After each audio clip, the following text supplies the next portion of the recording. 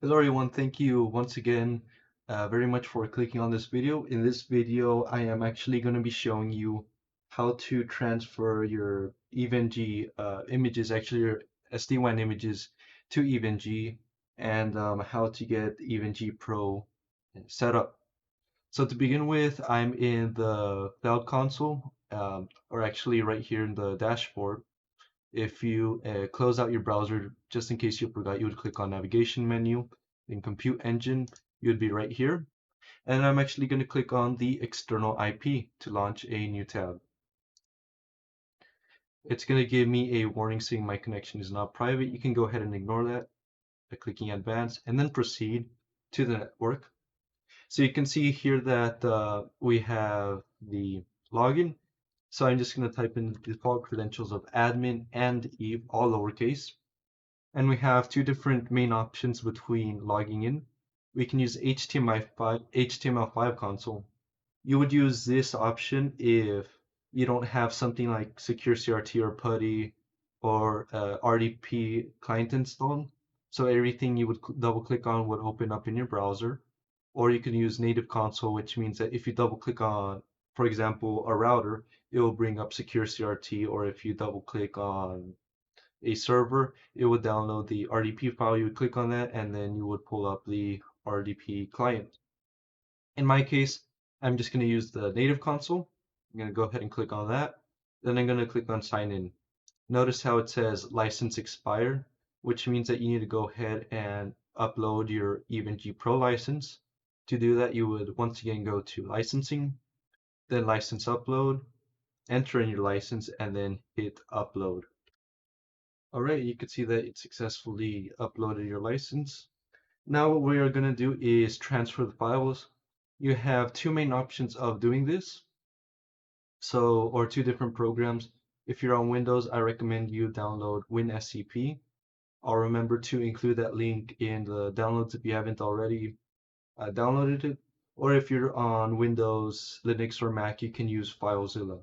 In my case, I am going to use WinSCP, and I'm actually going to go ahead and pull that up. And what I'm going to do is right here under new site for the host name, I'm going to type in the exact IP address right here. So 35.225.16.107. I am going to make sure that this is under SFTP. Type in my port number should already be listed there. And I'm going to type in my credentials of root and then E, which is the password I created. So it's going to prompt you with this message saying, do you want to accept the key and add it to a cache?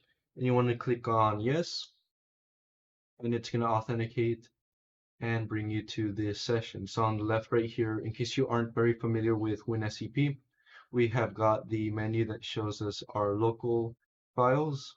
These are the files that I'm going to select and transfer over to my virtual machine in Google Cloud. So in order to transfer these to the correct directory, I'm going to double click on the folder icon right here. I'm going to go to OPT, then to Unit Lab, then Add-ons, QEMU right here. And here's where I'm going to transfer all the files. Keep in mind that transferring the files, how fast the process actually is dependent on how fast your internet speed is, more specifically the upload speed. So this could take anywhere from, a few minutes to maybe even a few hours. So now that we've successfully copied all the files over, I'm going to show you, or partly show you how to get the folder structure going and how to install the images properly in EVNG. So the first website that I'm going to link you to is the CSR1000V image for SD-WAN. And in this case, it wants us, you could do this in CLI, but I'm going to do it through WinSCP. So it wants us to create a folder. So I'm just going to select this right here. I'm going to right click and hit copy. I'm going to drag the window back up, and I'm going to right click, new directory, and paste this in. Now the naming scheme doesn't matter in relation to the folders, but you want to always be more specific. So in this case, I'm using 9.16.12.4 of the SD-WAN software, so I'm just going to create one. And I'm going to drag the QCal2 file, serial QCal2, into the folder. I'm going to double click on the folder, and then it wants us to rename this to vertioa.qcal2. So I'm going to click on the file, then I'm going to click on rename. I'm going to type in vertioa.qcal2, and then we are good to go for the CSR 1000V image. Now the next site that we're going to use is the one for the Viptela images. So very similarly, it's a very similar process if you wanted to do this in CLI, but I'm going to actually do this in WinSCP. So what I'm going to do is create the VBON folder. So I'm going to right click and copy. They're using 18.44. I'm using 19.22, but I'm just going to call it VTBON 19.2. So this part must match exactly. So VTBON dash, and then whatever can be, whatever you want, you can put afterwards. I'm also going to do the same with the vEdge. So I'm going to create a new folder, VTEdge 19.2. So very similar. If you wanted to go through the guide, you just create this file, VTEdge dash, you give it your version number. I'm going to create a new one, new directory. We call this VT smart 19.2. And then finally, VT management MGMT 19.2. Now, if you remember how I said earlier, the vEdge and the VBON both use the same image. So what I'm going to do is I'm going to actually select this. I'm going to right click and duplicate. I'm just going to change one little number or letter. It doesn't really matter. You'll end up changing the name anyway. So now I'm going to drag the images into their proper folders. So for the Viptela Edge one, I'm going to drag it into the VBON folder. Same thing for the second one that I renamed a bit. I'm going to drag it into the VT Edge folder. Now for the vSmart, same thing, VT Smart. And then finally for the vManage, I'm going to drag it into the vManagement. Now in this guide, it wants us to rename all the QCal2 files to HDA. So what I'm going to do is I'm going to right click and rename or hit F2 on my keyboard and just type in HDA for VBON. Then go up a folder right here. Same thing with the vEdge. So I'm going to rename it to HDA. Same with the vManage. And then finally for the vSmart. So one more thing that we have to do actually and navigate to the vManage is we have to create a second hard disk, so virtual hard disk, so to say. So in order to do that, we need to open back up the terminal prompt, or sorry, terminal for our Linux VM or even GVM. So in this case, you want to navigate back to GCP and either click on SSH or log in manually through PuTTY or Secure CRT. In my case, I'm just going to click connect. Alright, so I brought this back up. I'm going to elevate to root access. So I'm going to type in sudo su, and I'm going to navigate to the directory. In order to do that, I'm going to use change directory, so cd. I'm going to use opt unitlab add-ons qemu, then vt mgmt. I'll hit tab. You can hit tab on most of these, so type in a little and hit tab to autocomplete. And I'm going to hit enter. I'm going to type in os to list. I'm going to notice that my hda.qcal2 file is right there. So I'm going to move this out to the side. And then I'm going to bring back up the guide.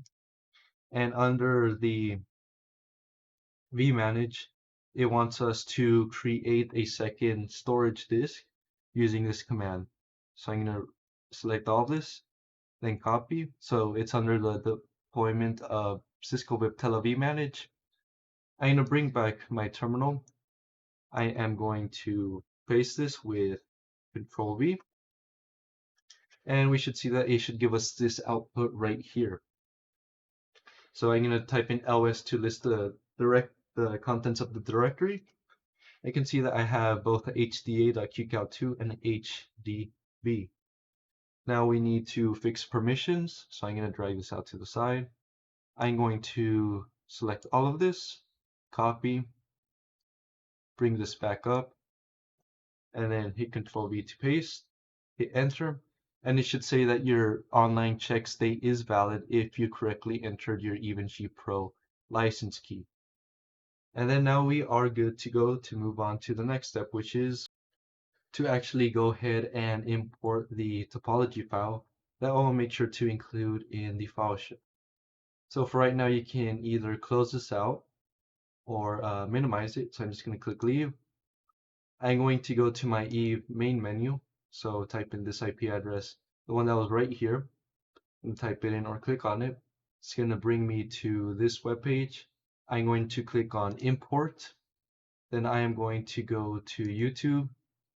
Then go and click on the zip archive right here. So export to EVE-NG. So remember, I will include one for IOL and VIOS images. In this tutorial, I'm only going to be using the IOU images. And this is the directory that contains the lab topology setup. Now, of course, as I mentioned before, if you want to go ahead and create the IOL images and upload them or viral, I'm going to link two guides. I am not going to go through in this video and actually show how to get those set up, but in case you were curious and actually wanted to follow along, I'm going to post these two guides. And once you get all your images properly uploaded through using WinSCP, for example, and now import the topology file, what you can now do is click on upload. You can see that it's a success and go ahead and remove from upload list. And now you can go ahead and click on the topology and hit open. So this again is a topology that we're going to be using. Let's zoom out a bit. Here we go. As I mentioned before, we've got the vManage, vSmart, vBond. I'm going to be using a Linux Docker container as a CA server. So what I did to do that is I right-clicked and hit node. Just in case you're wondering, I clicked on docker.io. I clicked from the image list right here, EVE GUI server latest. I gave it 2 CPUs and 2048 megabytes of RAM, so 2 CPUs and 2 gigs of RAM. And then I gave it 2 Ethernet interfaces, one for the VPN 512 network, which is the management network, and then one for the VPN 0 network, which is the transport network. Once I did that, I click save. In this case, I'm just going to hit cancel since I already have it here. And I also gave it a specific startup config. So I went up to startup configs right here to give it an IP addressing configuration when it boots up. So to do that, I made sure I imported the file or the Docker container. I clicked on whatever the Docker container name is. In your case, it might be something like Docker or docker.io.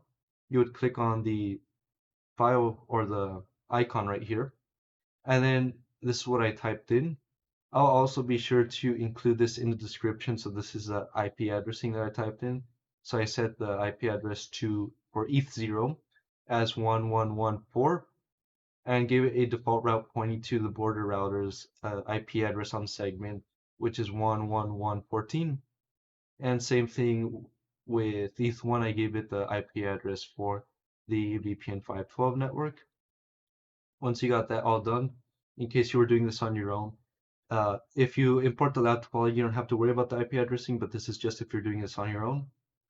You would just click save, and then you would click on the on button and make sure that this is on, and it shows this Thunderbolt, and you are good to go. So I'm just going to close out of this menu right here. And once we got all the devices up and installed, what you can now do is select all of them, right click, and hit start selected. Now that all the devices are starting to boot up, I'm going to switch my attention to the routers in the underlay right here. Most likely when you import this configuration, these routers won't have any configuration whatsoever. So I'm also going to be sure to include the text files with the configuration of the routers. So what I did here is I created a default information originate route, so a default static route pointing to this router, and have OSPF adjacencies between these other two routers so that they all point to this router, which then will point to this network so we can have the vEdge and cEdge successfully talk to the vBond, vManage, and vSmart. Now I am going to double click on the border router right here, and it's going to prompt me to open Security RT, and I'm going to open it. And right here I can see that it is starting up, so I do not want to enter the initial configuration dialog. And I will move this out to the side and double click on the MPLS cloud as well, and the internet cloud. Same thing with these. You want to type in no and no, and give it a few seconds till we get this prompt right here. And I will just go ahead and paste the configuration. I'll drag this and send to ASCII. Same thing with the MPLS cloud. Drag this, send ASCII, and then finally the internet cloud router.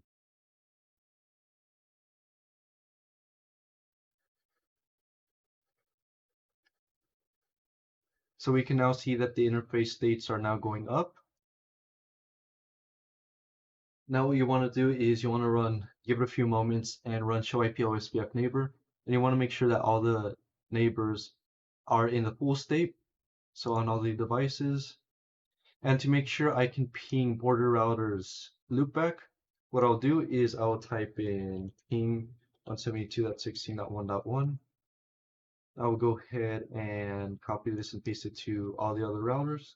So MPLS Cloud and Internet Cloud both have reachability to the loopback interface of the border router. So very important you make sure that you have underlay reachability. If not, your vEdge and cEdge will not be able to communicate properly to the controllers. Now once this is done, we can go ahead and move this actually out to the side. And now we are actually ready to go ahead and start our smart account creation. So this will be all for this part. I hope you enjoyed this video. I'm looking forward to seeing you in the next one.